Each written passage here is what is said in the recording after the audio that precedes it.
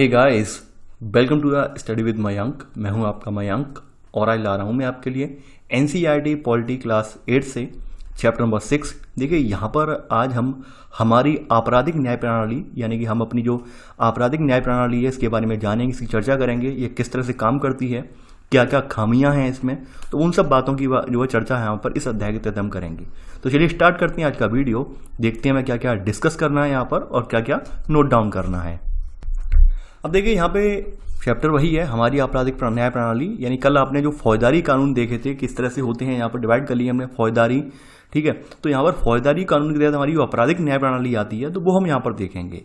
देखिए जैसा कि आप सभी लोग जानते हैं कि भाई अपराध कोई व्यक्ति करता है तो उस व्यक्ति को सजा भी मिलनी चाहिए, लेकिन सजा देने का अधिकार किसे है, सवाल ये उठता है। यानी कोई व्यक्ति अपराध भी करता है, समाज में अपराध भी होते हैं, तो अपराध की सजा देने का हक किसे है, जनता को है, पुलिस प्रशासन को है, वकीलों को है या जज को है, यानी किसको है हक। तो वो सब बातें हम इस अध्याय के तहत जानेंगे कि कैसी वो प्रक्रिया क्या है जिसके तहत कोई व्यक्ति सजा तक पहुंचता है, ठीक है। तो वो सब बातें इस अध्याय के तहत हम जानेंगे। यानी कि यहाँ पर आपने देखा होगा वास्तविक जीवन में या फिर मूवीज वगैरह में पुलिस अफसर क्या होते हैं, रिपोर्ट दर्ज करते हैं और अपराधियों को यानी कि क्रिमिनल्स को गिरफ्तार करते हैं। यानी कि यहाँ पर कई बार आपको लगता है कि भाई पुलिस ही तय करती है कि कोई अपराधी है या नहीं। यानी आपने अपने समाज में बहुत सारी घटनाएं देखी होंगी जहां पर पुलिस ने क्या किया है, या तो डायरेक्ट एनकाउंटर कर दिया है या तो उन्हें यानी कि जो है टॉर्चर दे के मार दिया है। तो कभी कभी आपको लगता होगा क्या पुलिस ही तय करेगी कि भाई ये व्यक्ति अपराधी है या नहीं है। तो लेकिन ये तरीका गलत है। संविधान में इस तरह का कोई तरीका नहीं है कि भाई पुलिस किसी को सजा नहीं दे सकती है। संविधान में साफ साफ ये बात कही गई है। तो यहाँ पर वही बात कही गई है कि मान लीजिए जब कोई किसी व्यक्ति को गिरफ्तार किया जाता है तो अदालत यहाँ पर तय करती है कि आरोपी वाकई में दोषी है या नहीं। यानी कि यहाँ पर कोई व्यक्ति मान लो अरेस्ट किया जाता है तो अरेस्ट के दौरान यहाँ पर जो तय करने का यानी कि यहाँ पर जो डिसाइड करने का कार्य है कि भाई ये व्यक्ति जो है यहाँ पर अपराधी है या नहीं है, आरोपी है या नहीं है, तो अदालत करती है। तो संविधान में ये कहा गया है, यहाँ पर संविधान के अनुसार अगर मान लीजिए किसी भी व्यक्ति पर कोई आरोप लगाया जाता है तो उसे निष्पक्ष सुनवाई का अधिकार होता है। निष्पक्ष का मतलब ये है कि भाई यहाँ पर उसे भी अपना पक्ष रखने को दिया जाए। यानी कि उसके खिलाफ जो आरोप लगाए गए हैं, जो आरोप उसके ऊपर चार्ज किए गए हैं, तो उन आरोपों का डिफेंड करने के लिए वो भी अपनी बात कहे। ऐसा ना हो कि केवल एक ही पक्ष को देखा जाए, ठीक है। यानी दोनों ओर से देखा जाए। यानी कि जिसने अपराधी है यानी जिसे अपराधी बनाया गया है और जो यानी कि जो कहने वाला है कि भाई ये व्यक्ति अपराधी है, तो दोनों ओर के पक्षों को देखा जाए यहाँ पर। तो तभी तो निष्कर्ष निकलेगा कि भाई अपराधी जो है वाकई में अपराधी है या नहीं है। अब देखिए यहाँ पर एक कहानी का जिक्र किया गया है इस चैप्टर में। यहाँ पर कहानी वही बताई गई है। एक महिला है, इसे कहीं जाना होता है श्रीमती शिंदे को किसी पार्टी में। तो मुंबई के मकान में रहती हैं ये अपने गले का एक नेकलेस है, हार है, ढूंढ रही हैं। इन्होंने एक यानी ड्रॉर में रखा था, अब यहाँ पर इन्हें नहीं मिल पा रहा है। तो इनके हस्बैंड कह रहे हैं जल्दी करिए, शादी समारोह में जाना है। तो ये कहती है मेरी जो गले की जंजीरें नहीं मिल रही है, दराज में भी नहीं मिल रही है। ये कहती है लगता है कि भाई शांति जो है हमारे घर में काम करने वाली महिला है, इसने चुरा ली। यानी कि इसने चुरा ली है, मेरे कमरे में सफाई करते हुए वही ज़्यादा समय लगाती है, उसने चुराई है, गारंटी से उसने चुराई है। देखिए अक्सर क्या होता है, हमारे समाज की एक बहुत ही गलत कह सकते हैं, परंपरा मान सकते हैं, एक बहुत ही गलत धारणा बन चुकी है कि हम लोग कोई भी गरीब इंसान हो उसे अक्सर अपराधी मान लेते हैं, जबकि बहुत गलत बात है। अपराध कोई भी कर सकता है, अपराध गरीब ही नहीं, अपराध अमीर भी करते हैं, बहुत ज़्यादा पैसे वाले भी करते हैं। तो यहाँ पर ये जो सोच हम लोगों ने बना रखी है कि भाई कोई व्यक्ति गरीब है तो अपराधी होगा, ऐसा बिल्कुल जरूरी नहीं है। तो यहाँ पर वही बात कहा गया है जो उनके ऑब्वियसली माइंड में आया कि भाई यहाँ पर नौकरानी हमारे यहाँ काम करती है, उसने चुराया होगा। आगे क्या होता है भाई, ये पहुँच जाते हैं नौकरानी के सामने। तो इसका नाम है शांति हेमब्राम, यानी कि जो नौकरानी नाम है इनका नाम है शांति नाम है, और 3 साल से इसी मकान में काम कर रही हैं। तो भाई इनकी जो मैम साहब हैं, शिंदे मैम साहब हैं, तो शांति तुमने क्या चोरी की है, वो सोने का हार मुझे वापस करो, मैं तुम्हारी तलाशी लूंगी, और हमने पुलिस को भी बुला लिया, तुमने हार लिया हो तभी लौटा दो। तो वही बात है, वही गरीब आदमी होती, गरीब आदमी को सुनने वाला कोई नहीं होता है। शुरुआत में वही गिड़गिड़ाती है कि नहीं मैडम मैंने चोरी नहीं की है। एंड में क्या होता है, साहब जी आ जाते हैं, यानी कि मैडम के हस्बैंड भी आ जाते हैं, वो भी वही डराने धमकाने वाले, और उसके रूम की तलाशी लेते हैं। अब चूंकि ये कामगार महिला 3 साल से इनके काम कर रही है तो कुछ ना कुछ तो उसे तनख्वाह भी मिलती होगी, उस तनख्वाह में से इसने बचत भी की है। तो ऐसे करके इनके पास एक लिफाफा मिलता है जिसमें 10,000 रुपये रखे होते हैं, और ये लोग एकदम शांति पे चिल्लाने लगते हैं कि अरे तुमने जो है हार बेच दिया है और हार बेचकर जो है ये उसी का पैसा है। और वो कहती है नहीं, ये हम 3 साल से जो पैसा जमा कर रहे थे, हमें गांव लौटकर एक बैल खरीद रहा है, उसके लिए हमने पैसे जमा किए हैं, ये हमारी तनख्वाह में से। लेकिन ये उनकी एक बात चलने नहीं देते हैं, एक भी बात इनकी चलने नहीं देते हैं, जैसा कि अक्सर होता है, आप दिखते भी होंगे व्यवहार में। एंड में पहुंच जाते हैं, सिंधे साहब जो है थाने में पहुंच जाते हैं। यानी कि ये क्या है भाई, कहानी क्या है, कोई FIR लिखवानी है, इनकी नौकरानी शांति ने हार चौराया है। तो सिंधे साहब SI के सामने, सब इंस्पेक्टर राव के सामने FIR दर्ज कर लेते हैं। ऐसे करके कहानी आगे बढ़ती है। इंस्पेक्टर साहब आते हैं और वही इंस्पेक्टरों का जो रवैया होता है, पुलिस का रवैया होता है डराने धमकाने वाला, और हमेशा पक्ष किसका लेते हैं, जो सबल आदमी होता है यानी स्ट्रांग पर्सन होता है, पुलिस हमेशा उसका पक्ष लेती है। आपने अक्सर देखा होगा और समाज में भी आप देखते होंगे। तो यहाँ पर वही है कि भाई अब मैं इस चोरी के बारे में श्री सिंधे और उसकी पत्नी के बयान दर्ज करूंगा। यहाँ पर ये आते हैं जो आपके थानेदार साहब हैं, राव साहब, यानी इन्हें सिंधे और उसकी पत्नी के बयान लेने हैं। रुपयों के लिफाफे को सील कर देंगे। ये रुपयों की निशानी, लिफाफा क्योंकि निशानी के तौर पर है, क्योंकि वो शांति के रूम से मिला है लिफाफा, और इस बात की पुष्टि इन्हें लगता है, इस बात की पुष्टि कर रहा है कि शांति ने हार बेचकर ये रुपए अपने पास रखे हैं। तो ये वही गिड़गिड़ाती है पुलिस के सामने कि भाई मुझे मेहरबानी करके थाने वाले ले जाइए, मैंने नहीं चुराया और ये मेरी मेहनत की कमाई है। अब देखिए यहाँ पर, अब यहाँ से एक खेल स्टार्ट होता है। उस खेल पर ध्यान रखना, उस पर नज़र रखना, नज़र ये रखना है। देखिए ये घटनाक्रम जो हुआ है यहाँ पर उसकी डेट दी हुई है। ये डेट है 19/7/2006 की, ठीक है। यानी कि हम मोटे मोटे अनुमान के तहत कह सकते हैं कि भाई जुलाई के महीने में ये महिला जो है थाने में जाती है। पहले ये मतलब देख लेना पूरा, यानी कि जुलाई सन 2006 में ये महिला जो है थाने में लाई जाती है। अब देखिए यहाँ पे उसके बाद क्या होता है, शांति भाई सुशील आता है, सब इंस्पेक्टर राव से विनती करता है उन्हें शांति को छोड़ दे। तो उसने वही कहा है कि उसने सोने का हार चुराया है, तुम अदालत से जमानत का आदेश ले आओ, हम छोड़ देंगे। अब भाई गरीब व्यक्ति है, गरीब व्यक्ति को कहाँ कोर्ट कचहरी की जानकारी, कहाँ से उसके पास इतना पैसा, उसके पास खाने के लाले पड़े हैं, तो कहाँ से कोर्ट कचहरी जाएगा। तो वही बात कहता है, मैं वकील की फीस नहीं ला पाऊंगा, और उसके लिए कौन जमानती बनेगा। सबसे बड़ी दिक्कत ये है, और हमारी सारी कमाई तो हमारे पास जो पूंजी जमा थी उसे आपने चोरी के रूप में यहाँ पर यानी एविडेंस के रूप में रख लिया, चोरी के एविडेंस के रूप में रख लिया। अब देखिए आपने देखा होगा कि ज़्यादातर थानों में जो रवैया होता है पुलिस का, बहुत ही ज़्यादा गंदा रवैया होता है, और लगभग आप पुलिस डिपार्टमेंट को देखें तो पुलिस डिपार्टमेंट में वाकई मानवता मर जाती है। हकीकत बात यह है, आप चाहे वर्तमान में देख लीजिए। देखिए यहाँ पर कुछ लोग तो हर जगह अच्छे होते हैं, कुछ लोग अच्छे हर जगह होते हैं, लेकिन अक्सर अधिकतर जो पुलिस डिपार्टमेंट है बहुत र्यूड मिलेंगे आपको। आप किसी थाने में जाइए, नॉर्मली जाइए, यानी कि आपने देखा वो नॉर्मली आप किसी थाने में जाइए, आपसे सीधे मुंह से बात नहीं होने वाली। जब तक आपके पास कोई पॉलिटिकल पावर नहीं है, या फिर आपके पास थोड़ा पीछे से पावर नहीं है, बैक पावर, तब तक आपकी बात वहाँ पे नहीं सुनी जाती है। और हकीकत भी है, आप किसी भी थाने में जाकर देख लीजिए।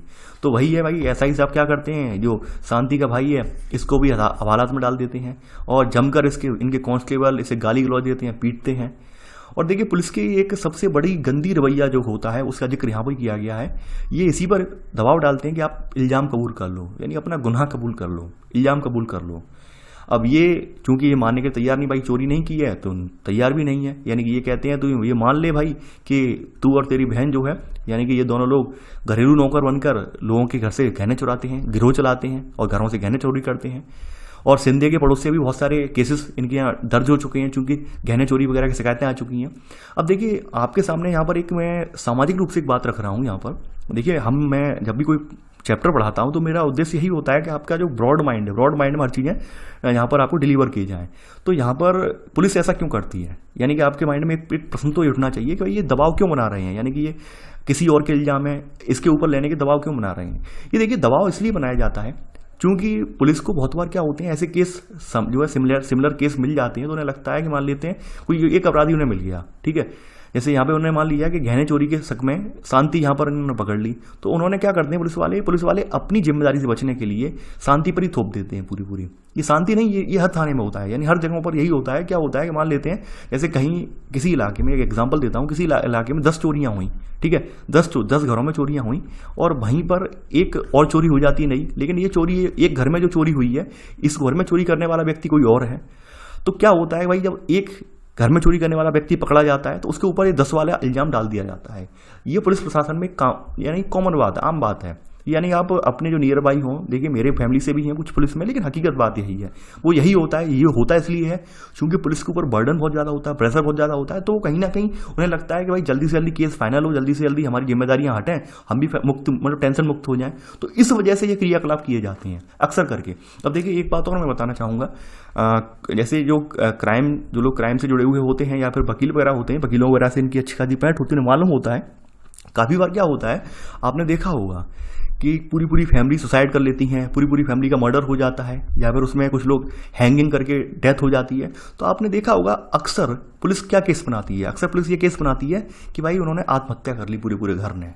ऐसा क्यों होता है? ऐसा इसलिए होता है कि पुलिस जो है वहाँ पर देख लेती है कि भाई यहाँ पर कोई कानून की लड़ाई लड़ने वाला है नहीं, अब यहाँ पर हम अपनी तफ्तीश रखेंगे जारी तो हमारी टाइम बर्बाद होगा, तो क्या करते हैं उसे आत्महत्या में तब्दील कर देते हैं, पूरी पूरी फाइलें दब जाती हैं। और ऐसे एक आध केस नहीं हुए हैं, हजारों की संख्या में केसेस हैं। आप जो वकीलों की कहीं बैठेंगे तो बता देंगे कि ये एक पुलिस की आम हैबिट है, यानी कहीं किसी मान लीजिए किसी फैमिली में पूरी फैमिली है और वो पूरी फैमिली को अचानक से यानी कि जो कोई मर्डर हो जाता है और सबको हैंगिंग करके मर्डर किया गया, तो अक्सर आपने देखा होगा कि अगले दिन खबर 2-3 दिन में ये मालूम पड़ती है कि भाई वो तो उन्होंने आत्महत्या कर ली इस मामले में। तो ये 2-4 ऐसे मैटर हैं जिनके प्रति आपका जो रवैया है, यानी हम सब का, क्योंकि मैंने भी ये बहुत सारी नोटिस की बातें और वकीलों के पास जब मैं बैठा तो उनसे भी ये जानकारी मिली कि ये अक्सर ये लोग करते हैं। ये करने का रीजन ये है कि अपनी जिम्मेदारियों से भागते हैं। तो आपका नैतिक दायित्व बनता है अगर ऐसी कोई घटनाएं आपके आसपास इर्द गिर्द घटित होती हैं तो तत्काल सक्रिय हुई है और निष्पक्ष रूप से जांच का दबाव बनाइए, क्योंकि ये घटना हो सकता है किसी और की फैमिली के साथ हुई हो, आज किसी और के साथ हुई है, कल आपके यहाँ भी हो सकती है। तो इसलिए यहाँ पर इस चीज़ को हमें लेकर लाइटली नहीं चलना होता है। कुछ चीज़ें ऐसी होती हैं, हमें उसके लिए जागरूक रहना पड़ता है। तो ये सब चीज़ें आपके सामने, ये कहानियाँ जो दी गई हैं, इस चैप्टर में बताई गई कहानियाँ वो गलत नहीं हैं, वो वाकई में भारतीय जो है आपके वर्तमान समाज में कहानियाँ घटित हो चुकी हैं और तभी ये कहानियों का जिक्र यहाँ पर किया गया है। तो यहाँ पर ऐसे करके मैंने एक कहानी ये बताई, दूसरी कहानी आपको ये बताई। तो देखिए आपको ये पता है कि भाई ये जुलाई के महीने में डिटेन की गई, उठाई गई, उसके बाद जेल में पहुंचा दी गई, यानी कि अगस्त तक जेल में पहुंचा दी गई। अदालत ने 1 महीने बाद शांति की जो जमानत अर्जी तो मंजूर कर ली, लेकिन भाई जमानती के रूप में 20,000 रुपये देने के लिए, जमा करने के लिए तैयार नहीं था। इसके क्या होना पड़ा, इसके बावजूद उसे जेल में ही रहना पड़ा। वह डरी रही मुकदमे का क्या नतीजा निकलेगा, क्योंकि इसके पास तो वकील भी नहीं है। यानी कि इसके मन में वही था भाई मैंने तो कुछ गलत किया ही नहीं है, मैडम के शक की वजह से मैं सलाखों के पीछे आ गई और हमारा जो पैसा बचाया हुआ था वो भी चला गया और हमें वापस भी नहीं मिलेगा। तो उसके मन में यही सब चीज़ें चल रही हैं। ऐसे करके समय आगे बीतता है। अब अगस्त का महीना कट गया, अब यहाँ पर आ जाता है आपका सितंबर आ जाता है, 14/9/2006 आ गया। अब पुलिस क्या करती है, मजिस्ट्रेट की अदालत में एक अपना आरोप पत्र दायर करती है। आरोप पत्र का मतलब पूरा आरोप पत्र में उन्होंने जो एनालिसिस किया है वो आरोप पत्र के रूप में दायर करती है। आरोप पत्र और अदालत की ओर से आरोप पत्र और गवाहों के बयानों के बीच नकल शांति को भी दे दी जाती है। शांति अदालत को बताती है कि चोरी के झूठे इल्जाम में उसे फंसाया गया है, लेकिन उसके पास वकील करने के लिए पैसे नहीं है। तो मजिस्ट्रेट महोदय यानी जो जज महोदय वो ये कहते हैं शांति की दलील सुनकर इन्हें अधिवक्ता कमल रॉय को सरकारी खर्चे पर बचाव पक्ष का वकील बना देते हैं। यानी कि यहाँ पर इन्हें आदेश दिया गया सरकारी, यानी हर जिले में सरकारी अधिवक्ता होते हैं कुछ, तो सरकारी अधिवक्ताओं को आदेश दिया जाता है कि पर्टिकुलर केस को भी हैंडल करें। ठीक है, तो यहाँ पर वही बात बताई गई है कि संविधान के कौन कौन से अनुच्छेद में कौन कौन सी बात कही गई है। तो यहाँ पर आप सेकंड पॉइंट करके लिख लेना कि संविधान के अनुच्छेद 22 के अनुसार प्रत्येक नागरिक को एक वकील के जरिए अपने बचाव करने का मौलिक अधिकार प्राप्त है। इसके अलावा थर्ड पॉइंट में लिख लेना यहाँ पर संविधान के अनुच्छेद 39A में ऐसे नागरिकों को वकील मुहैया कराने की जिम्मेदारी राज्य के ऊपर सौंपी गई है जो गरीबी या किसी अन्य वजह से वकील नहीं रख सकते। तो ऐसे करके इस शांति को कमला रॉय नाम की एक वकील प्रोवाइड करवा दी जाती है। अब देखिए समझने वाली बात यह है, सरकारी वकील का यहाँ जिक्र किया गया। कुछ लोगों ने मुझे पहले भी कमेंट किया था जब मैंने लक्ष्मीकांत पढ़ाई थी, तो उन्होंने कहा था कि नहीं सर सरकारी वकील होता है, सरकारी वकील हैंडल कर लेते हैं। लेकिन सरकारी वकील कुछ रेयर केसेस जो होते हैं वो हैंडल करते हैं, क्योंकि सरकारी वकीलों के पास भी बहुत ज़्यादा वो होती है जो है यहाँ पर बर्डन होता है। और वो ऐसे अगर मान लेते हैं हर किसी का केस लेने लगे तो क्या केस लड़ पाएंगे? नहीं लड़ पाएंगे, क्योंकि उनके पास राज्य की ओर से पेश होने के लिए बहुत सारा बर्डन होता है। ये तो यहाँ पर एक मान लीजिए कोइंसिडेंस के तौर पर ले सकते हैं कि यहाँ पर यानी कि सरकारी वकील को हैंडल कर दिया गया, वरना सुनने वाला नहीं होता है। आप सरकारी वकीलों का भी चैम्बर जाके देख लीजिए, पता चल जाएगा आपको। तो यहाँ पर वही बात यहाँ पे बताई गई है, कौन कौन से संविधान के अनुच्छेद है वो आपने लिख लिए होंगे। आगे करके ऐसे करके आगे कार्रवाई बढ़ती है। कमला रॉय जो होती हैं शांति से मिलती हैं, ठीक है, अदालत में मिलती हैं, तो ये बताती है मेरे ऊपर मेरे मुकदमे के कागज है, मेरे मालिकों ने हाथ चुराने का हमें झूठा आरोप लगाया है। तो इसका भाई कहता है शांति के बक्से में 10,000 रुपये मिले, उन्हें लगता है कि हार बेच कर रखेंगे, लेकिन हमारी तो वो दोनों की बचत है वो। अब देखिए अभी तक आपने देखा सितंबर में आदेश किया मजिस्ट्रेट ने, किसका, कि भाई वकील देना चाहिए सरकारी। अब ऐसे पहुँचते पहुँचते हो जाता है, अब क्या पहुँच जाता है, दिसंबर का महीना आ जाता है। यानी कि आप लगभग देख सकते हैं लगभग 6 महीने नहीं लगभग 5 महीने उसे जेल में गुजर गए हैं, लगभग 5 महीने उसे जेल में गुजर गए। तो भाई यहाँ पर कार्रवाई स्टार्ट होती है, वाद विवाद चलता है, यानी कि आरोप लगाती है शांति, जो अदालत शांति पर आरोप लगाती है कि श्रीमती सिंधी का सोने का हार चुराया है, 10,000 रुपये मिले हैं उसके पास हैं। वही बात फिर से दोहराती है, मैं निर्दोष हूँ, यानी जैसे आपने कोर्ट कचहरी की कार्रवाइयाँ देखी होंगी मूवी में, वही सेम कहानी चलती है। ऐसे करते करते अब ये 11 तारीख की, यानी कि ये आपकी दिसंबर की तारीख लगी है। अब दिसंबर के बाद अगली सुनवाई जो होती है, आप देखना यहाँ पे ध्यान से देखना, यानी अभी ये दिसंबर की तारीख लगी है।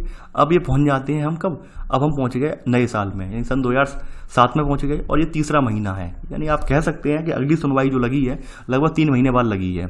यानी अब तक जो शांति है, शांति ने जेल में लगभग 8 महीने बिता दिए, यानी शांति ने लगभग जेल में अब तक 8 महीने गुजार दिए।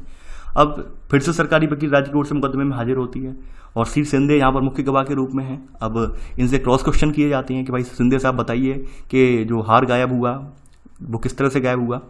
तो ये बताते हैं कि भाई मैंने जो हार था वो ड्रॉर में रखा था, और बाद में जब इसके कमरे की तलाशी ली तो उसके यहाँ से मैं 10,000 रुपये मिले, ठीक है, जो कि मुझे लगा कि भाई ये बेच कर लाए हैं। तो इसके बाद अधिवक्ता रॉय भाई क्रॉस क्वेश्चन करती हैं, तो आप ये कैसे कह सकते हैं शांति ने चोरी की है? शांति को तो 1,000 रुपये पगार भी मिलती थी, 3 सालों से आपके यहाँ कार्यरत थी। तो आप खुद अनुमान लगा लीजिए, 3 साल से कार्यरत है तो 36,000 रुपये तो 3 साल के हो ही गए, ठीक है, 36,000 तो हो गए। तो उसमें से क्या 10,000 रुपये बचत नहीं हुई होगी? यानी अपने वकील ने भी अपना पक्ष रखा है, तो इस बात का ये जवाब नहीं दे पाते हैं।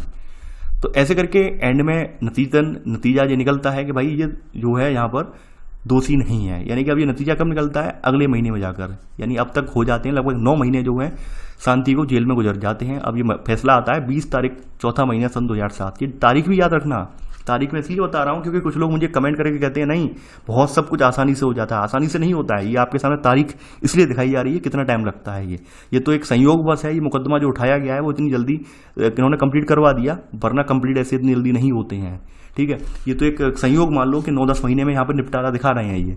तो यहाँ पर वही है, अधिवक्ता राव बचाव पक्ष के तौर पर सुशील और उसके मालिक सवाल पूछती हैं, और एंड में साबित ये सुशील कर देती हैं कि शांति के संदूक से मेरे 10,000 रुपये इनकी मेहनत की कमाई है, कोई चोरी की नहीं है। तो ऐसे करके एंड में ये मुकदमा जो होता है इसकी एंड में एक सुनवाई और होती है, यानी कि एंड में आप देख सकते हैं अब ये मुकदमा पहुंच जाता है मई के महीने में, यानी यह मुकदमा खत्म होने के नज़दीक पहुंच जाता है। सुशील को पता चलता है कि भाई तभी इंस्पेक्टर शर्मा ने एक गिरोह का भंडाफोड़ किया है, और उस गिरोह ने सिंधे के मोहल्ले में जो अच्छी खासी चोरी की है बहुत सारे गहनों की। तो इन्हीं गिरोह में से उनके बेटे का एक दोस्त है, वो इस गिरोह का सरंगना है, तो उसके हाथ से वो यहाँ पर इनका सिंधे का हार भी मिल जाता है, ठीक है। तो ऐसे करके यहाँ पर एंड में क्या होता है, यानी कि एंड में अधिवक्ता रॉय जो हैं ये बचाव पक्ष के तौर पर इंस्पेक्टर शर्मा को अदालत में पेश करती हैं। तो यहाँ पर ये कहती हैं कि भाई शर्मा जी आप ये बताइए कि क्या आप हमें दिखा सकते हैं कि आपने क्या क्या बरामद किया है? तो ये दिखाते हैं, यानी कि हाँ मैंने श्रीवंदी सिंधे अपना हार पहचान लिया है, और हमने लड़कों का गिरोह पकड़ा है जिसने ये इल्जाम भी कबूल कर लिया है कि भाई हारों की चोरी हमने उसी मोहल्ले से की है। तो ऐसे करके ये महीना कौन सा निकल गया? ये निकल गया आपका 5वां महीना, यानी 5 और 5 10 महीने यहाँ पर निकल गए जेल में उसे। अब आगे बढ़ते हैं 15/7 सन 2007, यानी पूरी लगभग 1 साल निकल आई, यानी लगभग 1 साल निकल आई छोटे से मुकदमे को, छोटे से बहुत छोटे से केस को। तो न्यायाधीश महोदय सारे गवाहों के बयान सुनते हैं, इंस्पेक्टर शर्मा का बयान सुनते हैं, और बाद में अधिवक्ता रॉय न्यायाधीश के सामने दलीलें देती हैं कि अब शांति निर्दोष साबित हो चुकी है, उसे बरी कर दो। तो यहाँ पर ऐसे करके जज साहब कहते हैं कि शांति आपको चोरी के इल्जाम से बरी किया जाता है, पुलिस ने 10,000 रुपये आपके पास बरामद किए थे वो आपको लौटा दिए जाएंगे। लिखित फैसले में इस बात पर भी जोर दिया गया कि तफ्तीश में इंस्पेक्टर राव की लापरवाही रही है, ठीक है, और इस वजह से आपको शांति को जेल जाना पड़ा। अब देखिए यहाँ पर सोचने वाली बात है, 2 चीज़ें सोचने वाली बात है। एक महिला जो कार्यरत थी उसके 10,000 रुपये एक तो वो जमा हो गए, दूसरी बात लगभग 1 साल तक वो जेल में रही, यानी 1 ईयर तक उसे जेल में बिताना पड़ा। वाकई में क्या उसे उसका हर्जाना मिलना चाहिए था? बिल्कुल मिलना चाहिए था हर्जाना, लेकिन फिर क्यों नहीं मिला? देखिए यही जो न्यायालय की प्रक्रिया जो है ये वाकई में आम आदमी को न्याय नहीं मिलने देती। अब देखिए यहाँ पर सरकारी अधिवक्ता तो मिल गया है, लेकिन बहुत सारे केस ऐसे भी होते हैं जिनमें सरकारी अधिवक्ता मिलता तक नहीं है। ये एक यानी कि ये केस तो इस किताब में जो रखा गया है। और देखिए सबसे बड़ी बात एक चीज़ आपने नोटिस की होगी इस किताब में, देखिए केस तो रख दिया लेकिन उन्होंने तारीख भी रखी है। तारीख ये दिखाने के लिए रखी है कहीं ना कहीं इंडायरेक्ट रूप में कि हमारी जो न्याय प्रक्रिया है वो कितनी धीमी है। यानी कि एनसीईआरटी वाले आपको खुद इशारा कर रहे हैं, ये आपकी समझने वाली बात है, समझने का फर्क है। कुछ लोग आके मुझे उल्टा सीधा जो बोल जाते हैं उनको समझाने के लिए बोल रहा हूं मैं कि खुद एनसीईआरटी वाले इस बात को मान रहे हैं, गवर्नमेंट की सोर्स मान रहे हैं कि हाँ हमारी न्यायालय प्रक्रिया जो है बहुत धीमी है। अब आप खुद सोचिए जिस व्यक्ति का 1 साल खड़ा हुआ हो, जेल में खड़ा हुआ हो, छवि धूमिल हो गई हो, तो उस पर क्या गुजरी होगी, उसकी क्या मनोदशा होगी, क्या उसका वो 1 साल वापस लौट सकता है? नहीं लौट सकता। ऐसे बहुत सारे केसेस आप अपने न्यूज़ वगैरह में पढ़ते होंगे, यानी कि आपने देखा होगा 15-15 साल 10-10 साल लोगों के जेल में निकल निकल जाते हैं और एंड में साबित होता है वो निर्दोष थे, तो सोचो कितना दुख होता होगा।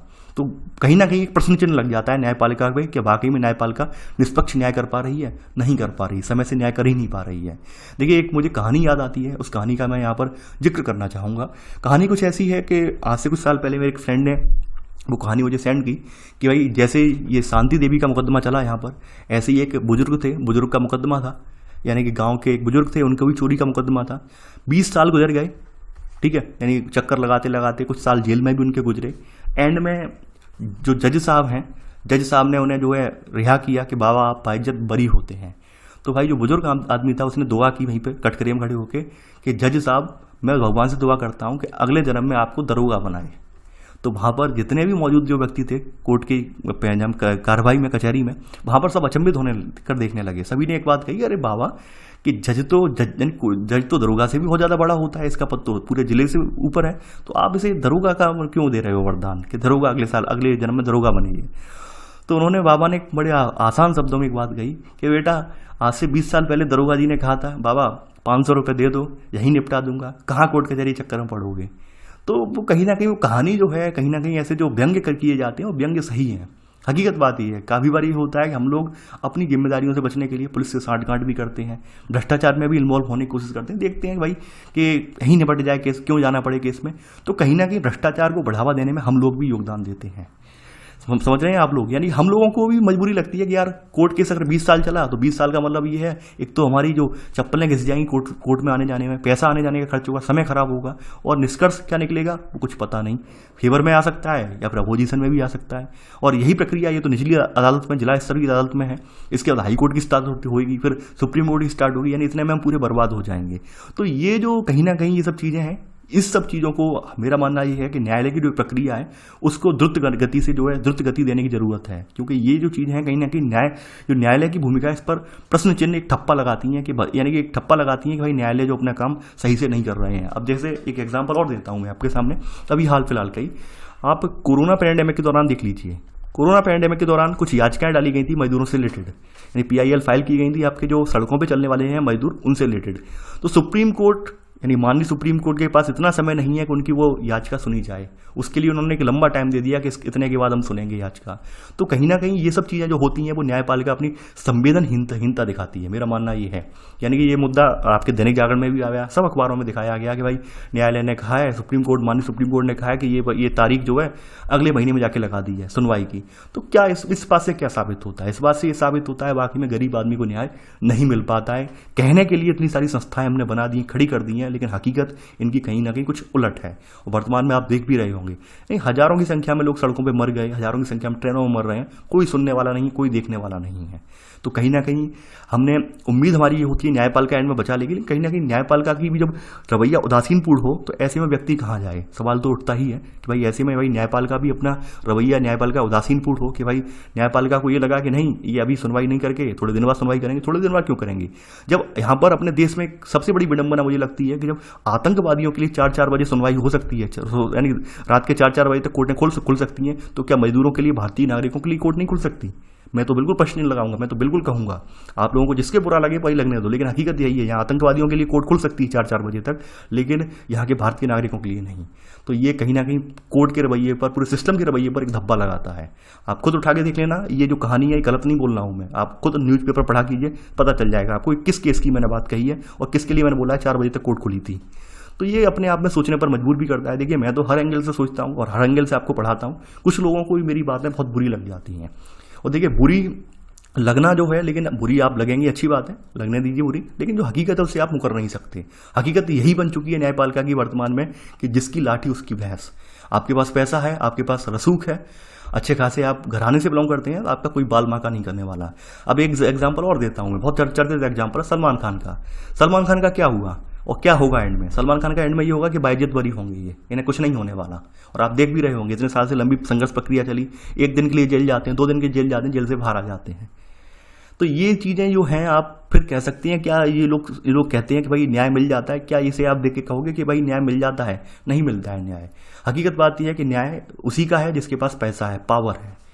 वाकई में जो आम आदमी है, गरीब आदमी है, वो बस बचा रहे न्याय यानी कि इस न्यायपालिका यानी कि वकीलों से, तो ये जो न्याय के कटघरों से बचा रहे, तो वाकई में अपने आप में सुखी महसूस करता है। ये हकीकत बन चुकी है समाज की।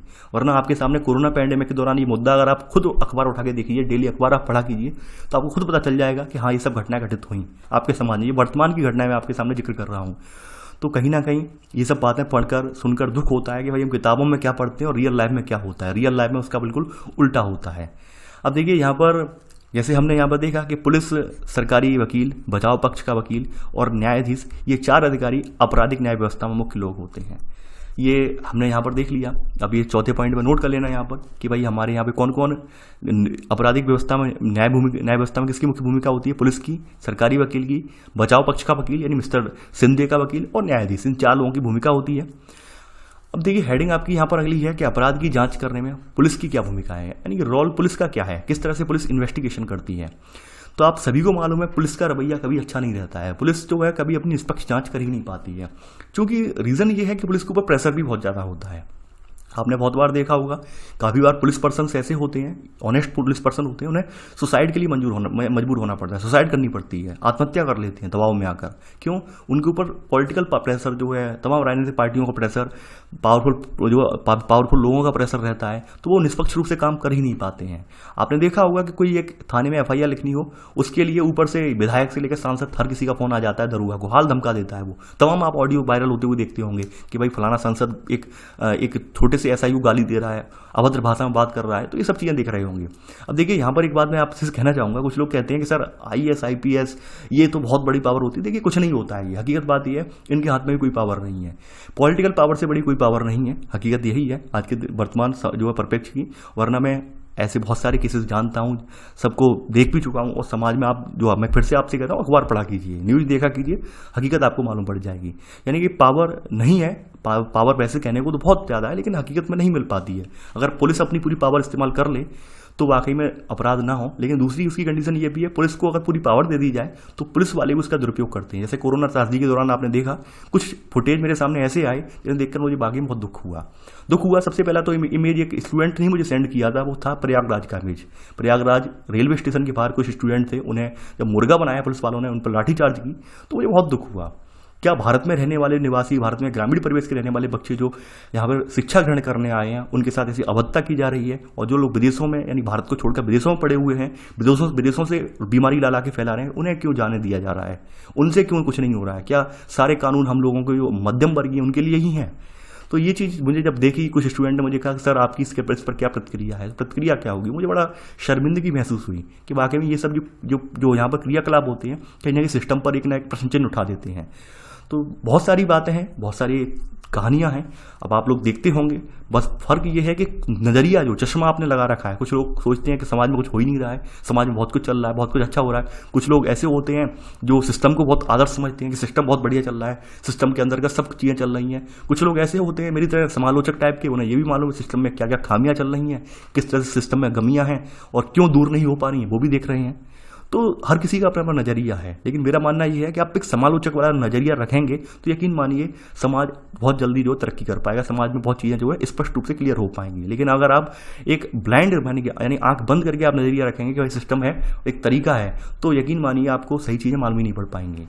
तो यहाँ पर वही बात कही गई है कि भाई पुलिस करती क्या है, उसके बारे में बताया गया है कि पुलिस का एक महत्वपूर्ण काम होता है किसी अपराध के बारे में शिकायत की जाँच करना। तो यहाँ पर पहला पॉइंट यही नोट कर लेना कि पुलिस का महत्वपूर्ण काम क्या है, कि अपराध के बारे में शिकायत की जांच करना। वह क्या करती है जांच के लिए? गवाहों के बयान दर्ज करती है, सबूत इकट्ठे करती है, ठीक है। और ये सब करने के बाद अगर पुलिस को ये लगता है कि सबूतों को आरोपी दोष साबित होता है, दिखाई दे रहा है, तो पुलिस अदालत में क्या करती है? आरोप पत्र या चार्जशीट दाखिल करती है, ठीक है। यानी वहां पर अदालत में क्या करती है? आरोप पत्र या चार्जशीट। उसे लगता है पुलिस को अपनी इन्वेस्टिगेशन के आधार पर जो यहाँ पे अपराधी है ये दोषी भी है, तो अपनी चार्जशीट बनाकर अदालत में सौंप देती है। और यह जो चार्जशीट है, चार्जशीट में अपराधी व्यक्ति दोषी है या नहीं है, ये तय करने का काम किसका होता है? एंड में न्यायाधीश का होता है, पुलिस का नहीं होता है। पुलिस की बात यहीं पर खत्म हो जाती है। आगे बढ़ते हैं यहाँ पर। अब देखिए यहाँ पर बात कही गई है, यहाँ पर आपने कहा है कि दूसरी इकाई में आपने कानून के शासन के बारे में पढ़ा था आपने। यहाँ पर बताया हर व्यक्ति यानी देश का हर व्यक्ति कानून के अधीन है, पुलिस भी कानून के अधीन आती है। लिहाजा पुलिस को हमेशा कानून और मुताबिक और मानवाधिकारों का सम्मान करते हुए जांच करनी चाहिए। मानवाधिकार का मतलब होता है कि लोगों को मिलने वाले अधिकार, जैसे किसी व्यक्ति को मिलने वाले अधिकार, जैसे उसके साथ अमानवीय व्यवहार ना हो, उसके साथ दंडात्मक कड़ाई ना की जाए, ये सब चीज़ें मानवाधिकार के तहत आ जाती हैं। जैसे आपने देखा होगा कि पुलिस हिरासत में कस्टडी में मार दिए जाते हैं, तमाम लोग पिटाई से मार दिए जाते हैं, पुलिस फेक एनकाउंटर कर देती है, ये सब चीज़ें आपने देखी होंगी। तो कहीं ना कहीं ये सब पर ये अंकुश लगाता है। लेकिन वर्तमान में ये सब सारी चीज़ें होती हैं, मार पिटाई भी खूब होती है, गाली गलौज भी खूब होती है, यानी ऑनेस्टी से अपना रोल नहीं निभाया जाता है। तो यहाँ पर वही बात कही गई है कि भाई सर्वोच्च न्यायालय यहाँ पर आपके जो है गिरफ्तारी, हिरासत और पूछताछ के बारे में पुलिस के लिए कुछ गाइडलाइंस तैयार किए हैं, दिशा निर्देश तैयार किए हैं। ठीक है, यानी कि अब आप यहाँ पर लिख लेना अगला पॉइंट, सेकंड पॉइंट, कि पुलिस भी कानून के तहत आती है, इसलिए पुलिस को हमेशा कानून के मुताबिक और मानवाधिकारों का सम्मान करते हुए जांच करनी चाहिए। ये थर्ड पॉइंट में आप यहाँ से नोट करेंगे। सर्वोच्च न्यायालय ने गिरफ्तारी, हिरासत और पूछताछ के बारे में कुछ दिशा निर्देश दिए हैं। जैसे यहाँ पर पुलिस को जांच के दौरान किसी को भी सताने, पीटने या गोली मारने का अधिकार नहीं है। देखिए यहाँ पर दिशा निर्देश किसने दिए? सुप्रीम कोर्ट ने दिए। लेकिन क्या आप हकीकत में जानते हैं ये सब चीज़ें नहीं होती होंगी? आप सभी के माइंड में आ रही है, ये तो खूब होती हैं। तो ये सब चीज़ें हैं कि भाई आप समाज की अवधारणा से अवगत हैं। आप अक्सर अखबारों में पढ़ते होंगे पुलिस कस्टडी में फलाने व्यक्ति को मार दिया गया, पुलिस कस्टडी में पुलिस ने फलाने व्यक्ति से रुपए लेके फलाने को पीट कर मार दिया। तो ये सब चीज़ें एक आम बात होती हैं, ये आम बातें चलती हैं। यानी कोशिश तो बहुत की जा रही है कि भाई रोक सकें, लेकिन नहीं रोक पा रहा है। अब देखिए यहाँ पे बताया गया है कि संविधान का आर्टिकल है आपका अनुच्छेद 22, इसमें फौजदारी कानून जो है इसके बारे में प्रत्येक व्यक्ति को यहाँ पर कुछ मौलिक अधिकार दिए गए हैं। ठीक है, नोट करके लिख लेना, इसे नोट करके आप इसे लिख लेना कि संविधान के आर्टिकल 22 और फौजदारी कानून ने प्रत्येक व्यक्ति को गिरफ्तारी के लिए कुछ मौलिक अधिकार दिए हैं। जैसे पहला है इसमें नोट में कि गिरफ्तारी के समय उसे यह जानने का अधिकार है किस जुर्म में उसे गिरफ्तार किया जा रहा है। दूसरी बात यह है कि पुलिस अपनी मनमर्जी करके व्यक्ति को 24 घंटे से ज़्यादा अपनी कस्टडी में नहीं रख सकती, यानी गिरफ्तारी के 24 घंटों के भीतर उसे मजिस्ट्रेट के सामने पेश होने का अधिकार है।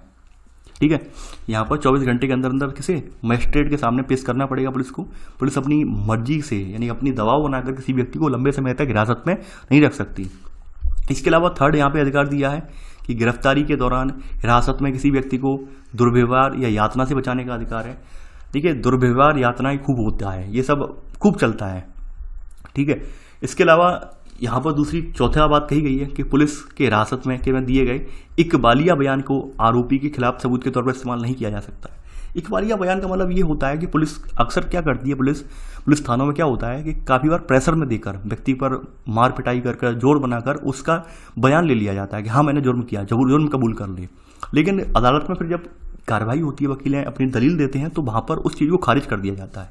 वहाँ पर ये कहा जाता है भाई पुलिस ने संबंधित व्यक्ति को जो है दबाव में लेकर उस पर मार पिटाई कर ये इकबालिया बयान लिया है। तो यहाँ पर वही बात कही गई है, पुलिस हिरासत में दिए गए इकबालिया बयान को आरोपी के खिलाफ सबूत के तौर पर इस्तेमाल नहीं किया जा सकता, ये प्रावधान बना दिया गया है। इसके अलावा अगला प्रावधान यहाँ पर ये है इसमें कि 15 साल से कम एज का कोई बालक है या किसी महिला है, इसको केवल सवाल पूछने के लिए थाने में नहीं बुलाया जा सकता, यानी केवल सवाल पूछना हो उसके लिए थाने में नहीं बुलाया जा सकता है। ये बात यहाँ पर कुछ चीज़ें तय की गई हैं, दिशा निर्देश गाइडलाइंस बनाई गई हैं। देखिए अगर वाकई में इन सब गाइडलाइंस का पालन किया जाए तो हमारी पुलिस व्यवस्था एक आदर्श पुलिस व्यवस्था बन जाएगी। लेकिन वास्तव में कोई भी व्यक्ति सही, मैंने एक चीज़ देखी है कि सत्ता या पावर मिलने के बाद चाहे पुलिस प्रशासन का व्यक्ति सही, चाहे राजनेता सही, सभी के अंदर एक घमंड आ जाता है। उस अहम की वजह से आप देखते होंगे कि समाज में जो वर्तमान में सारी घटनाएं घटित होती हैं उस घमंड के चक्कर में घटनाएं घटित होती हैं, यानी अपनी वर्दी का रौब मान लेते हैं, पॉलिटिक्स का रौब मान लेते हैं, तो उस रौब के चक्कर में सब घटनाएं घटित होती हैं। जैसे आपने देखा भी होगा कोरोना पैंडेमिक के दौरान काफ़ी जगह अमानवीय व्यवहार हुए मजदूरों के साथ, मजदूरों को मुर्गा बनाया गया, सड़कों पर लौटवाया गया। तो ये क्या था, यानी एक तो बेचारे वैसे ही उद्योग धंधे ठप हो चुके हैं, एक तो बेचारे वैसे ही जो है सड़कों पे आ चुके हैं, भूखे हैं, सड़कों पर मर जा रहे हैं, लेकिन फिर भी पुलिस यातनाएं दे रही है। तो ये सब चीज़ें कहीं ना कहीं जो है एक सवाल उठा देती है सिस्टम पर। तो कहीं ना कहीं हमें इस पूरे सिस्टम को कहीं ना कहीं हमें जो है एक नैतिकता सिखाने की जरूरत है। मेरा मानना ये है कि बदलने की जरूरत नहीं है, नैतिकता, क्योंकि बदल इसलिए नहीं सकते क्योंकि यहाँ पर बातें तो बहुत सारी अच्छी लिखी हुई हैं, इस बात में कोई दोहराया नहीं है कि अगर पूरा सिस्टम जो है हमारा जो है वाकई में सही सुचारू रूप से चलाया जाए तो बहुत अच्छा चलेगा। लेकिन हकीकत क्या है, हमने हर जगह हमारे यहाँ भ्रष्टाचार व्याप्त है, उस वजह से सिस्टम जो है निष्पक्ष रूप से चल ही नहीं पाता है। अब देखिए यहाँ पर एक सुप्रीम कोर्ट की गाइडलाइन और जारी हुई है, जैसे अनुच्छेद 22 के तहत तो ये मिले ही अधिकार, इसके अलावा सुप्रीम कोर्ट ने बाद में गाइडलाइन और जारी की है। तो सर्वोच्च न्यायालय ने किसी भी व्यक्ति की गिरफ्तारी, हिरासत और पूछताछ के बारे में पुलिस और अन्य संस्थाओं के लिए कुछ शर्त और प्रक्रियाएं तय की हैं। इन नियमों को यहाँ पर डी.के. बसु दिशा निर्देश कहा जाता है, क्योंकि सुप्रीम कोर्ट के जज जो थे डी.के. बसु, इनके हिसाब से ये जारी किए गए दिशा निर्देश। तो यहाँ पर ये दिशा निर्देश रखे गए हैं पुलिस वालों के लिए। जैसे आपने देखा होगा, काफ़ी बार पुलिस जो होती है, देखा होगा कि पुलिस वाले क्या होते हैं, अपनी पावर का दुरुपयोग करते हुए रात को, आधी रात को पहुंच जाते हैं, बिना वर्दी के पहुंच जाते हैं, मारपीट करते हैं। तो इसके लिए इन्होंने ये किया कि अगर आप कहीं गिरफ्तारी करने जाएंगे, अरेस्ट अधिकारी करने जाएंगे गिरफ्तारी, तो आप पूरी प्रॉपर यूनिफॉर्म में होंगे, नाम पट्टी होगी, पद स्पष्ट लिखा होगा, सटीक रूप से अंकित होना चाहिए, यानी कि आप अपनी पहचान छुपा कर नहीं जाएंगे। क्या ऐसा होता है? अक्सर नहीं होता है। काफ़ी बार देखा होगा आपने, पुलिस जो होती है सादा ड्रेस में भी लोगों को ट्रेस कर लेती है। इसके अलावा यहाँ पर गिरफ्तारी जब होगी तो अरेस्ट मेमो के रूप में गिरफ्तार संबंधी पूरा कागज तैयार किया जाएगा, उस पर तारीख अंकित की जाएगी, सत्यापन के लिए गवाह भी होना चाहिए, और वह गिरफ्तार सदस्य के परिवार का व्यक्ति भी हो सकता है, इसमें बात कही गई है। और इसके अलावा जो गिरफ्तार होने वाला व्यक्ति है, इसके भी इस मेमो पर दस्तखत होने चाहिए, ये बात यहाँ पर कही गई है। ये मत लाइन पूरी लिखना मत, तो यहाँ पर इसमें इतना लिख लेना, ये लाइन, यानी और गवाह के सिग्नेचर करना और इस पर गिरफ्तार व्यक्ति के दस्तखत करवाना, ये इसमें ऐसे करके लिख लेना। इसके अलावा यहाँ पर बताया गया है कि गिरफ्तार कोई व्यक्ति है, उसको हिरासत में रखा गया है, पूछताछ की जा रही है, तो ऐसे व्यक्ति को अपने किसी संबंधी, दोस्त या शुभचिंतक को जानकारी देने का अधिकार होना चाहिए। गिरफ्तार व्यक्ति को यहाँ पे बताया गया है कि जिले से बाहर रह रहा हो तो 8 से 12 घंटे के भीतर उसे गिरफ्तारी के समय, स्थान और हिरासत की जगह के बारे में जानकारी भेज देनी चाहिए। यानी प्रावधान ये सब किए गए हैं, पुलिस कस्टडी जो है, पुलिस जो है अन्यायपूर्वक किसी व्यक्ति को हिरासत में ना ले सके। लेकिन अक्सर क्या होता है, पुलिस अपने पद का जो है दुरुपयोग करती है, पावर का दुरुपयोग करती है। तो ये चीज़ें आपने देखी होंगी। अभी देखिए, अभी कोरोना लॉकडाउन के दौरान एक घटना घटित हुई, जिसके बाद पूरे जो है प्रशासन में क्या है कि ये हम कह सकते हैं केंद्रीय अर्धसैनिक बल जो है उनमें पूरा रोष व्याप्त हो गया। जैसे कर्नाटक की घटना आपको देखने को मिली। कर्नाटक में क्या था, एक सीआरपीएफ का एक जवान जो है अपने घर के आगे, कोरोना पैंडेमिक चल रहा था, चूंकि लॉकडाउन भी था, तो क्या था भाई, कोई व्यक्ति अपने घर के आगे बाइक जो है वो धो रहा था, अपनी मोटरसाइकिल धो रहा था, छुट्टी पाया हुआ था, अपनी मोटरसाइकिल धो रहा था वो। इतने में कुछ पुलिस वाले आते हैं, गाली गलौज करते हुए उसके साथ मारपीट स्टार्ट कर देते हैं। मारपीट इस कदर तक होती है कि उसको हथकड़ियां लगा दी जाती हैं। और जब उसका जो फोटो जो है सीआरपीएफ के हेडक्वार्टर वगैरह, सीआरपीएफ के अधिकारियों में पहुंचता है, तो एक बड़ा आक्रोश जो है तैयार होता है। और आपने देखा होगा उसके बाद रक्षा मंत्री तक को यहाँ पर, यानी रक्षा मंत्री क्यों, केंद्रीय गृह मंत्री को भी कहना पड़ा कि ये गलत हुआ, इसकी पूरी हमें जांच करवाएंगे। तो इस तरह की जो गतिविधियां, इस तरह की जो कहीं ना कहीं कार्यवाहियां पुलिस वाले करते हैं, तो ऐसे पुलिस वालों के प्रति फिर भरोसा नहीं रह जाता है। और ये अभी हाल की घटना है, इसलिए मैंने यहाँ पर जिक्र किया है। यानी ऐसे करके जब सीआरपीएफ के वरिष्ठ, यानी सीआरपीएफ के जो वरिष्ठ अधिकारी, उन्होंने कहा कि हमें एक्शन दिलवाइए, हमारा ये कहीं ना कहीं अपमान हुआ है। यानी कि सीआरपीएफ का जवान का मतलब ये है कि पूरा जो सीआरपीएफ की पूरी जो बटालियन है, जितने भी उसमें जवान आते हैं, उन सभी का अपमान है।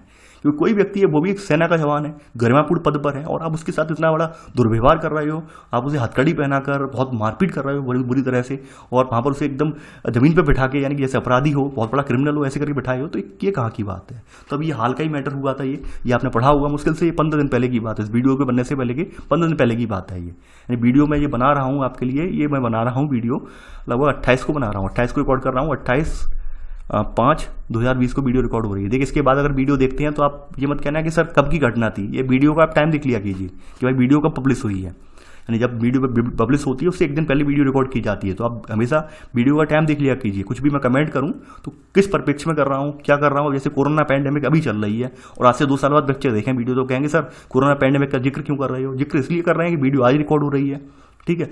तो इस तरह से भी कमेंट मुझे देखने को मिलते हैं। कुछ बच्चे बाद में कमेंट करते हैं सर ऐसा क्यों किया आपने। तो ऐसे करके आपने सब चीज़ें देखी कि भाई भूमिका क्या क्या है। अब यहाँ पर कहा गया है कि एफआईआर क्या होती है, प्रथम सूचना रिपोर्ट या प्राथमिकी, जिसे फर्स्ट इन्फॉर्मेशन रिपोर्ट करते हैं, ये क्या होती है। देखिए यहाँ पर हेडिंग डाली ना, प्रथम सूचना रिपोर्ट या प्राथमिकी। देखिए यहाँ पर पुलिस जो है वो एफआईआर दर्ज होने के बाद ही किसी अपराध की पड़ताल शुरू करती है, ठीक है। दूसरी बात यह है कि कानून में ये बात वर्णित की गई है कि किसी संज्ञेय अपराध की सूचना मिलने पर थाना के प्रभारी अधिकारी को फौरन एफआईआर दर्ज करनी चाहिए। संज्ञेय का मतलब ये होता है ऐसे अपराध जिसके लिए किसी गवाह की जरूरत नहीं पड़ती, यानी हम अपने स्वतः संज्ञान में ले लेते हैं कि भाई ये जो अपराध हो रहा है वो गलत है। जैसे मान लेते हैं कोई व्यक्ति जो है कहीं पर कुछ ऐसी क्रियाकलाप गतिविधि फैला रहा है, जैसे आपने देखा होगा कुछ लोग क्या होते हैं, बहुत कहते हैं अभद्र टाइप होते हैं, जगह जगह पर आपने देखा होगा जाके अश्लील कमेंट वगैरह करते हैं, फप्तियां कसते हैं, तो पुलिस तत्काल उन्हें अपने आप संज्ञान में ले लेती है कि भाई फलानी जगह फलानी कॉलेज का है, कुछ लड़कों का झुंड इकट्ठा हो जाता है, वो इस तरह से हरकतें करता है, तो तत्काल उन पर एफआईआर दर्ज करता है। तो ये संज्ञेय अपराध बोले जाते हैं। संज्ञेय अपराध की आप चाहें तो डेफिनेशन भी यहाँ लिख सकते हैं। संज्ञेय अपराध की डेफिनेशन बताई गई है कि इस अध्याय में उन अपराधों को संज्ञेय अपराध कहा जाता है जिनके लिए पुलिस किसी व्यक्ति को अदालत की अनुमति के बिना भी गिरफ्तार कर सकती है, उन्हें यहाँ पर संज्ञेय अपराध कहा जाता है। इसे नोट करके आप लिख लेना संज्ञेय अपराध के बारे में। आगे बढ़ते हैं यहाँ पर। अब देखिए यहाँ पर बताया गया है भाई एफआईआर के बाद ये स्टार्ट होता है। तो एफआईआर में पुलिस जो फॉर्म होता है, और यानी एफआईआर के लिए पुलिस एक फॉर्म पर शिकायत के दस्तखत कराए जाते हैं। यानी कि इसके अलावा जो एफआईआर की कॉपी है, ठीक है, शिकायत करने वाले को पुलिस एफआईआर की नकल मुफ्त में प्रोवाइड करवाने का कानूनी अधिकार भी है। और एफआईआर में पूरी वारदात की तारीख ये सब होता है यहाँ पर। तो थर्ड पॉइंट में आप नोट कर लेना कि एफआईआर यहाँ पर लिख लेना कि एफआईआर में वारदात की तारीख, समय, स्थान का उल्लेख किया जाता है।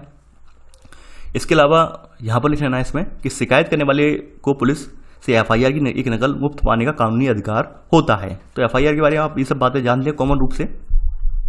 चलिए अगली हेडिंग अब डालते हैं यहाँ पर। अगली हेडिंग आपकी है सरकारी वकील की क्या भूमिका होती है। सरकारी वकील अपना आपने ऊपर देखा अभी कि भाई एक दरोगा जो है, पुलिस प्रशासन कैसे भूमिका निभाता है। अब देखते हैं वकील भूमिका कैसे निभाता है। अब देखिए यहाँ पर वही बात कही, किसी आपराधिक उल्लंघन को जनता के विरुद्ध माना जाता है। और आप सभी को मालूम है कि भाई कोई अगर अपराध होता है तो उसका असर संबंधित व्यक्ति पर ही नहीं होता है बल्कि पूरे समाज पर होता है। जैसे आपने निर्भया वाला केस देखा, निर्भया वाले केस ने लगभग पूरे देश को हिला के रख दिया, पूरे सिस्टम के प्रति एक आक्रोश खड़ा हो गया। तो यहाँ पर वही बात की गई कि मतलब यह है कि अपराध केवल पीड़ित व्यक्ति को ही नुकसान नहीं पहुंचाता बल्कि पूरे समाज के प्रति अपराध होता है। आपने एक अपराध देखा लक्ष्मण और उसके परिवार वाला, दहेज हत्या वाला अपराध देखा। इसके अलावा जो दहेज हत्या वाला जो अपराध था, ये मुकदमे को राज्य बनाम लक्ष्मण कुमार के नाम से जाना जाता है। इसके अलावा यहाँ पर शांति वाला जो मुद्दा हुआ, इसे श्रीमती सिंधे बनाम शांति हेमराम बजाय राज्य बनाम शांति हेमराम के नाम से जाना जाता है। तो ऐसे करके ये जो मुद्दे होते हैं, मुकदमे वगैरह होते हैं, देखिए हर साल क्या होता है मैं बता रहा हूँ, जो न्यायालय की प्रक्रिया में ये होता है कि जो चर्चित मुकदमे होते हैं, यानी कुछ जिन पर हटकर डिसीजन आता है या फिर नया डिसीजन आता है, तो उनकी एक पूरी बुकलेट तैयार की जाती है। यानी हर साल आपने देखा होगा कि कभी किसी वकील के घर पर जाएं या कहीं भी वकील के पास बैठें, उसके पास बहुत मोटी मोटी किताबें मिलती हैं। उन किताबों में होता क्या है कि जो मुकदमे जो कार्यवाहियाँ घटित हो चुकी होती हैं, वो उनका ब्यौरा दर्ज होता है कि भाई इस परिप्रेक्ष्य में अदालत ने ये मुकदमा ये डिसीजन अपना दिया है। तो वहाँ पर जब वकील जो होता है, संबंधित केस कोई चल रहा होता है और वही केस उसी मैटर से रिलेटेड होता है, तो वकील पुराने वाले जजमेंट को दिखाता है। इससे क्या होता है, थोड़ा जो कोर्ट का समय बच जाता है। कोर्ट को लगता है कि भाई ये सेम प्रक्रिया वहाँ पर भी हुई है, सेम प्रक्रिया यहाँ पर है, तो डिसीजन हम जल्दी दे देते हैं। तो इसलिए क्या होता है, इनका पूरा ब्यौरा तैयार होता है। आपने देखा होगा किसी वकील के पास अगर आप बैठें तो बता देगा वो आपको पूरा। तो यहाँ पर जब सरकारी वकील, यहाँ पर बताया गया है कि अदालत में सरकारी वकील राज्य का पक्ष प्रस्तुत करता है, ये पहला पॉइंट नोट कर लेना। और सरकारी वकील की भूमिका यहाँ पर तब स्टार्ट होती है जब पुलिस जो होती है अपना चार्जशीट यानी आरोप पत्र दाखिल कर लेती है। यानी पुलिस यहाँ पर कहा जाए, वकील जो है यहाँ पर जांच में कोई भूमिका नहीं निभाता। वकील क्या करता है कि उसे राज्य की ओर से अभियोजन प्रस्तुत करना होता है, अपनी राज्य की ओर से उसे अपना अभियोजन लगाना होता है। तो यहाँ पर आप लिख लेना इसी में, उसे राज्य की ओर से अपना अभियोजन प्रस्तुत करना होता है। और न्यायालय के पदाधिकारी के रूप में उसकी ये जिम्मेदारी बनती है, यहाँ पर सब पॉइंट लिख लेना कि भाई वह जो है निष्पक्ष रूप से अपना काम करे, निष्पक्ष रूप से अपने सारे सबूत गवाह, ठीक है, सारी कार्रवाई निष्पक्ष रूप से संपादित करवाए। तो ये आप यहाँ पर लिख लेना, ये सरकारी वकील का रोल होता है। आगे बढ़ते हैं यहाँ पर। अब देखते हैं न्यायाधीश की भूमिका क्या है। न्यायाधीश यानी कि यहाँ पर सर्वोपरि न्यायाधीश है, न्यायाधीश ये डिसाइड करता है कौन व्यक्ति दोषी है या नहीं है।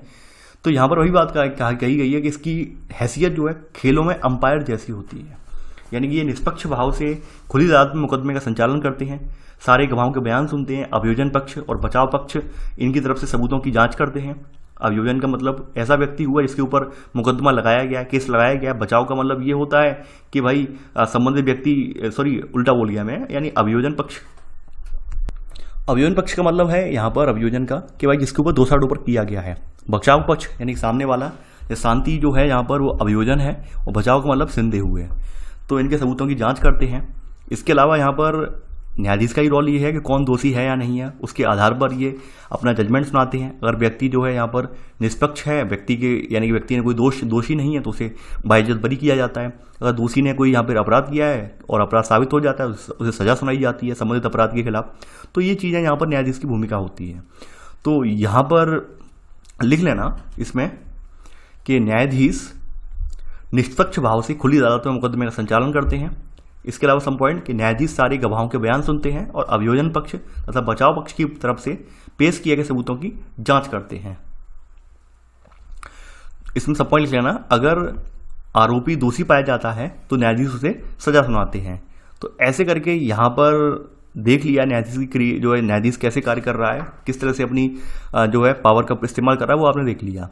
आगे देखते हैं निष्पक्ष सुनवाई यानी फेयर ट्रायल क्या होती है। यानी ये वर्ड बहुत यूज होता है कि निष्पक्ष तरीके से सुनवाई हो, किसी का दबाव ना हो, इसे फेयर ट्रायल कहा जाता है। ये क्या होता है, तो यहाँ पर कहा गया है कि अगर मान लीजिए कल्पना करें कि अगर न्यायाधीश महोदय शांति का मुकदमा किसी और तरह संचालित करते तो क्या हो सकता था। अगर अदालत में शांति को आरोप पत्र और गवाहों के बयानों की नकल नहीं दी जाती तो क्या होता, और न्यायाधीश ऐसी जगह मुकदमा चलाते जहां पर केवल न्यायाधीश की चलती, शांति और सुशील दोनों ही नहीं जा सकते तो क्या होता।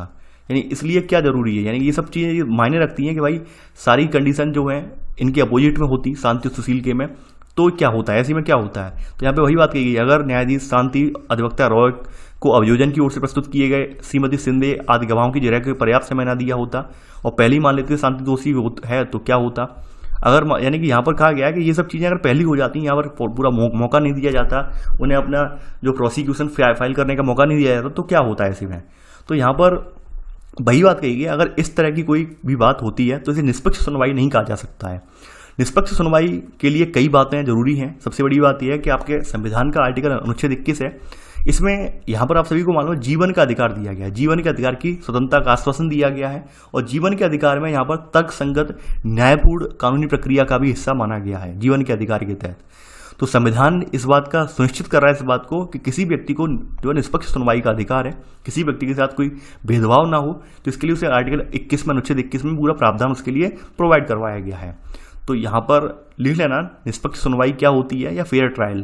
तो इसमें लिख लेना, इसी में पहला सब पॉइंट निष्पक्ष सुनवाई के लिए, यानी कि यहाँ पर यहाँ से स्टार्ट करना, ये पहला पॉइंट कि संविधान के अनुच्छेद 21 में जीवन के अधिकार का आश्वासन दिया गया है, जिसका अर्थ है कि यदि किसी भी व्यक्ति के जीवन का या स्वतंत्रता को केवल एक तर्कसंगत और न्यायपूर्ण प्रक्रिया के जरिए ही छीना जा सकता है।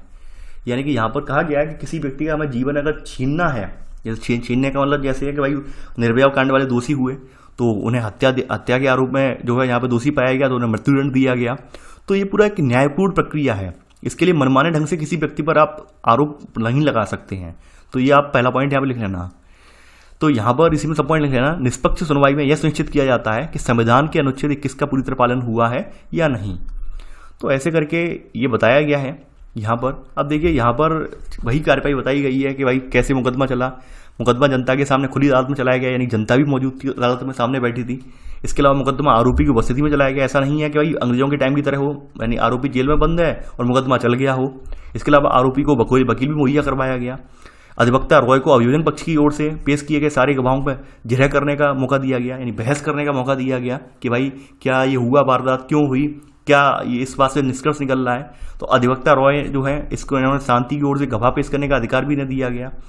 तो एंड में वही सब बातें यहाँ पे लिखी गई हैं कि पुलिस ने शांति के खिलाफ चोरी का मामला दर्ज कर दिया था, लेकिन अदालत ने उसे क्या कर दिया, बाइज्जत निर्दोष मानते हुए उस पर बरी कर दिया।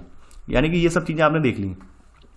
तो यहाँ पर बात वही बताई गई है कि न्यायाधीश ने शांति को कमजोर स्थिति के आधार पर बिना सोचे समझे फैसला नहीं ले लिया कि वह सचमुच चोर है। न्यायाधीश ने दोनों पक्षों को देखा, दोनों पक्षों की पूरी दलीलें सुनी और दलीलें सुनने के बाद जो निष्कर्ष निकला उसके आधार पर यह डिसीजन दिया कि भाई जो यहाँ पर जो महिला है शांति है वो निष्पक्ष है, शांति जो है वो यहाँ पर निर्दोष है।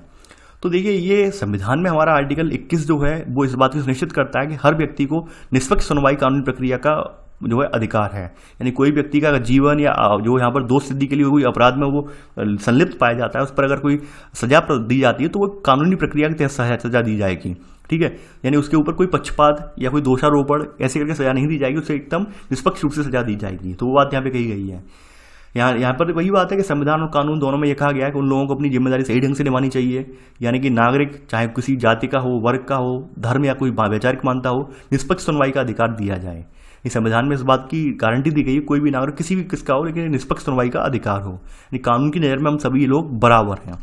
देखिए एक बात मैं आपसे फिर से बोल रहा हूँ, बहुत सारी चीज़ें ऐसी हैं, मैंने फिर से कह रहा हूँ कि हमारे जो है संविधान में बहुत सारी चीज़ें अच्छी रखी गई हैं, लेकिन हकीकत क्या है कि जैसे जैसे समय बीत रहा है लोग क्या करते हैं, हर चीज़ का दुरुपयोग करते हैं। यानी कि तमाम जगह, जैसे मैंने ये अब संविधान की बात आ जाती है या फिर ये कानूनी प्रक्रिया की बात आ जाती है, तो बहुत सारे केस आप ऐसे भी देखते होंगे कि काफ़ी बार क्या होता है, लोग जो झूठे मुकदमा फंसा देते हैं, फर्जी मुकदमा फंसा देते हैं।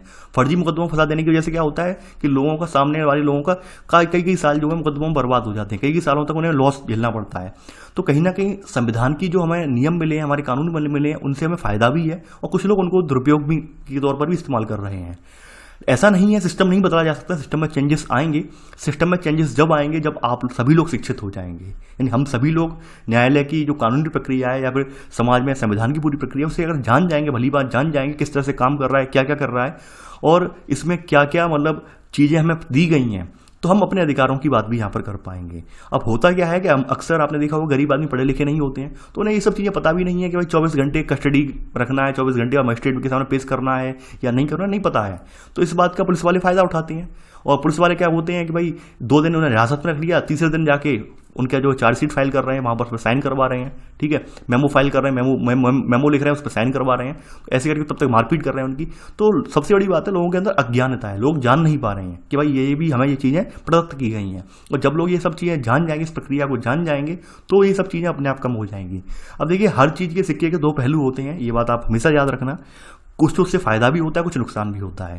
तो आपने देखा होगा कुछ लोग क्या होता है, संविधान का फ़ायदा भी उठा रहे हैं। फ़ायदा ये उठा रहे हैं भाई, गलत तरीके से संविधान को, यानी कि संविधान के जो उपबंध हैं उनमें कुछ चीज़ें उन्होंने कमजोरियां वाली चीज़ें निकाल ली हैं, तो उन चीज़ों का फ़ायदा भी उठा रहे हैं। जैसे आपने देखा, जो निर्भया कांड वाले दोषी थे उन्हें बचाने के लिए पूरी कोशिश की गई, यानी आईसीजे तक पहुंचने वाला था, यानी इंटरनेशनल कोर्ट ऑफ जस्टिस तक मामला पहुंचने वाला था। तो कहीं ना कहीं कुछ लोग क्या होता है, इसका फ़ायदा भी उठाते हैं। तो ये चीज़ें जो है कहीं ना कहीं समाज में एक असंतोष व्याप्त करती हैं। यानी हम सभी की एक नैतिक जिम्मेदारी बनती है कि संविधान में जो जो चीज़ें हमें कानून वर्णित किया गया, जो जो चीज़ें प्रदत्त की गई हैं, तो उन चीज़ों का हम सही ढंग से पालन करें। यानी ऐसा कोई हम क्रियाकलाप, ऐसी कोई गतिविधि संचालित ना करें जिससे हमारे मानवीय मूल्यों के साथ साथ हमारे संविधान का भी हनन हो। तो मेरा मानना यही है कि आप लोगों को चैप्टर अच्छा लगा होगा, पसंद आया होगा। मेरी कोशिश यही रहती है, मेरा भरसक प्रयास यही रहता है कि मैं आपको कोई भी चैप्टर उसी भांति पढ़ाऊं जैसे मैं क्लास में पढ़ाता हूं। क्लास में हम पूरा अध्ययन, पूरा एग्जाम्पल देकर पूरा करवाते हैं, जैसे किसी भी क्लासरूम में हो या किसी भी कोचिंग का क्लासरूम हो। तो मेरा जो स्टडी वाला स्टैंडर्ड रहता है हमेशा वही रहता है। मैं कभी ये परवाह नहीं करता हूँ 1 घंटे का वीडियो होगा, 2 घंटे का होगा, आपको समझ में आना चाहिए, बेटर से बेटर आपको नॉलेज मिलनी चाहिए। मेरा मानना यही है। तो आई होप आपको लेक्चर पसंद आया होगा। आप लोग इस वीडियो को लाइक शेयर करना बिल्कुल भी ना भूलें। देखिए, आप लोग कभी वीडियो को लाइक शेयर नहीं कर रहे हैं, कुछ दिनों से मैं देख रहा हूं, तो आप लोग वीडियो को ज़्यादा से ज़्यादा लाइक शेयर करते रहिए। तो चलिए, आज के लिए इतना ही। Thanks for watching. जय हिंद।